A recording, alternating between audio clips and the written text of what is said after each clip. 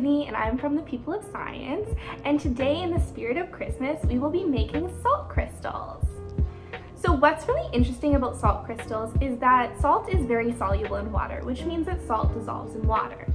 But there's only so much salt that can be dissolved in a certain volume of water. So if we take this glass per se, there's only so much salt that will be dissolved if we fill all the water up in here, right? And that means that a solution has been saturated. It has hit its maximum capacity for its solute, which will be salt. If we want to add more salt to a saturated solution, what we can do is we can heat up that water. And by heating up that water, we are speeding up the motion of the particles of water. So instead of the water molecules moving like this, with increased heat, they'll move like this. With faster moving particles, it allows for more salt to collide with the water molecules. And with more collisions, there's more probability for a reaction to occur, which basically just means that more salt will be dissolved compared to when it was at room temperature. When we do this, we have created a supersaturated solution. Once a supersaturated solution is cooling, eventually the water will evaporate. Now, evaporation is water going from liquid to gas, as we all know. But when water evaporates, it doesn't evaporate with the salt dissolved in it, so it will leave the solid crystals behind, which is exactly what we're going to do today. So this is my finished product, and I have left this for a couple weeks, and so I will walk you through the process of making your own today. So to make one of these, there's a few things that you're going to need. First of all, we're going to be boiling water, so it's important to have an adult around to make sure that you're safe. Next, you're going to need salt. Any kind of salt works, but you're going to need a lot of it, so the bigger the better. And as long as you don't use pink salt, because that's going to change the color of your crystals, which we don't want. Next, you're going to need a pencil to lay on top, as I showed there. Any kind of pencil works, or a pen, just something to lay across the top of your jar. Next, of course, is a jar. Anything with a circular opening that will allow you to put your pencil on top like so. And it's fun to have it to be clear just so you can see what's going on inside. Next, you're going to need a measuring cup to measure out your water. Next, you're going to need some sort of stirring device and a pot. You're also going to need some string to tie around your pencil at the end, and some food coloring to make the color of your crystals. It doesn't matter what color, whatever you're feeling, you can mix colors. It's all fun and games. And you're also going to need some water. So first things first is you're going to measure out equal amounts salt and water. So basically the basic rule of thumb is if you're going to have 1 cup water, you're going to have 1 cup salt. Try and gauge it to the size of your jar, but it's better to have more at first than too little. Then on medium heat, you're going to put the water in first and let it get warm, and then you're going to bring it to a boil. Once the water starts to boil, you're going to slowly add your salt in. So don't dump it all in at once, and stir with your stirring device until it's dissolved and you can't see any of the white little crystals anymore, and then slowly add more salt. It's okay if it's a little above that 1-to-1 ratio until you see particles that won't dissolve anymore. With the water still warm, you're going to put the water with the salt dissolved in it from your pan into your jar. Make sure that you're very careful and that an adult is here for this. Next, you're going to add your food coloring. It doesn't matter what color, make it fun. Next, you're going to make a knot in some string and put it through your pencil and tighten it so it's hanging like so, and dangle that into your jar with the water full. Then what you're going to do is you're going to leave this for at least a week and some crystals will begin to form. The longer you wait, the better. As you can see here, I left mine for a few weeks and I got quite a few crystals formed.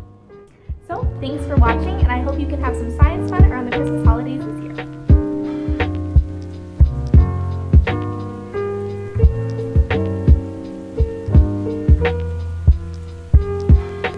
Hey everyone, I'm Ahmed from People of Science. For this activity, you shouldn't do this at home, but we have a magnesium strip, and we're gonna use the Bunsen burner to burn this magnesium strip, and it's gonna form a white powder, and because it's burning, it's gonna create a very bright light. So in real world situations, when you're sitting in front of me, you shouldn't look at this light as it may damage your eyesight. So we're gonna burn it here. I'm gonna show you in here the white powder when it falls off the magnesium. Do you see this bright light? Put it in here. Not gonna look at it. It's feeling pretty hot, and that's because this reaction causes it's an exothermic reaction, which means it creates heat. And as you can see here, there's a lot of white powder, and inside you can see even more. And you may wonder, when are we using this in the real world? So in movies, they can use magnesium strips, and like in movies like Harry Potter, for example, when they need very bright lights in a very small space, they would use a magnesium strip, burn it, and see, it's like lumos, and you have the white light. So that's the reaction of magnesium and fire. Hi, I'm Shab from People of Science, and today we're going to learn how to make instant snow right at home for the holidays. What you need for this experiment is a glass filled with water, and most importantly though, this substance called sodium polyacrylate, which can be really found at anywhere like Walmart or Home Depot, and this is what's really going to make this reaction occur. The science behind this experiment is very simple. So sodium polyacrylate is a very absorbent compound, and so when we add it to this water, it's going to absorb all of the water and hydrate itself, turning itself into instant snow. What I'm going to do here is I'm going to open this package up and get us a nice tablespoonful, and we're going to add it to this water, and we're going to see the reaction occur. So let's do it.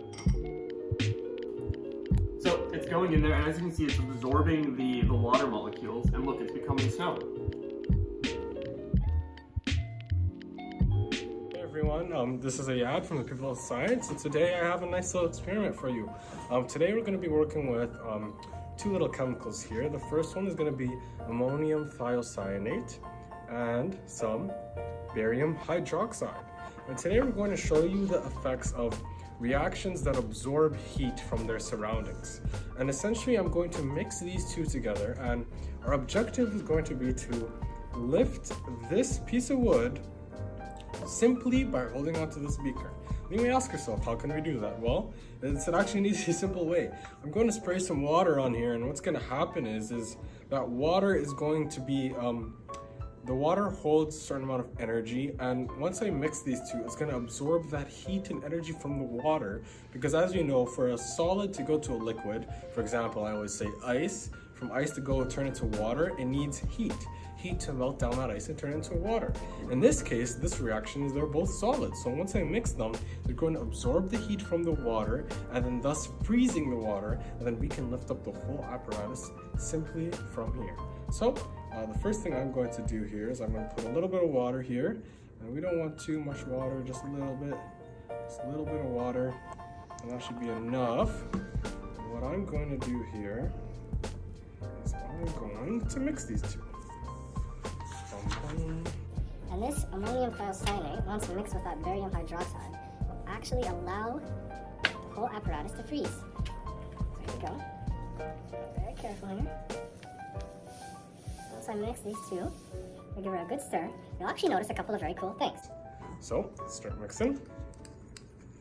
And what's going to happen to this is as these solids are mixing with each other and being in close contact with each other, they're going to absorb that heat, that energy from their surroundings, and essentially that's going to freeze the water underneath.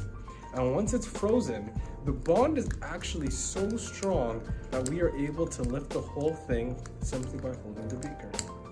So as you can see, the solids are turning into slush.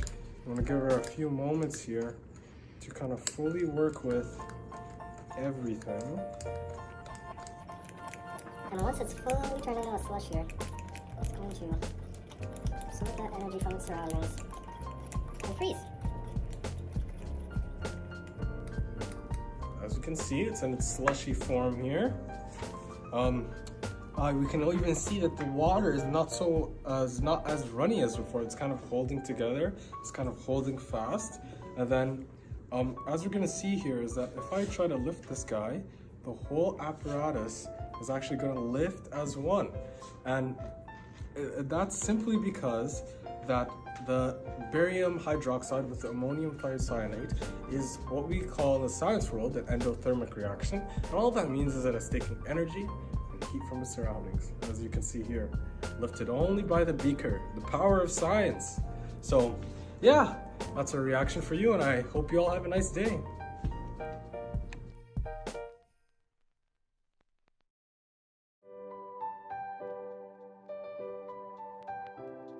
Hi kids! Today we are going to make some Christmas foam by using dish soap, water, vinegar, and baking soda, as well as food coloring to add the red and green colors. The vinegar, which is an acid, causes a neutralization reaction when mixed with baking soda, which is a base. This reaction causes carbon dioxide to form, creating bubbles. We're also going to add some Dawn dish soap to our mix to add even more bubbles to it because it creates more carbon dioxide. Now that you know the science behind it, let's make these ornaments burst.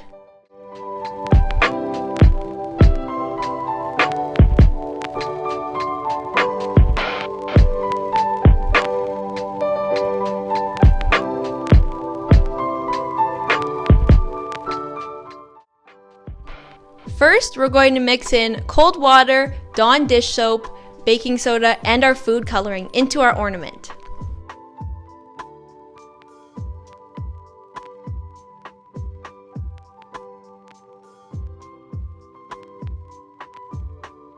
Now to pour in vinegar.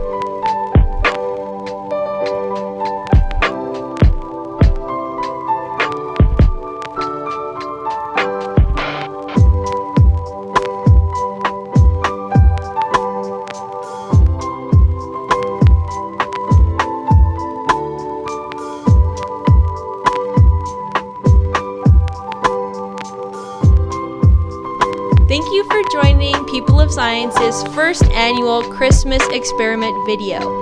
We hope you enjoyed and that you will further enjoy our content on our website, peopleofscience.net, where we have more fun experiments for you to do. Thanks.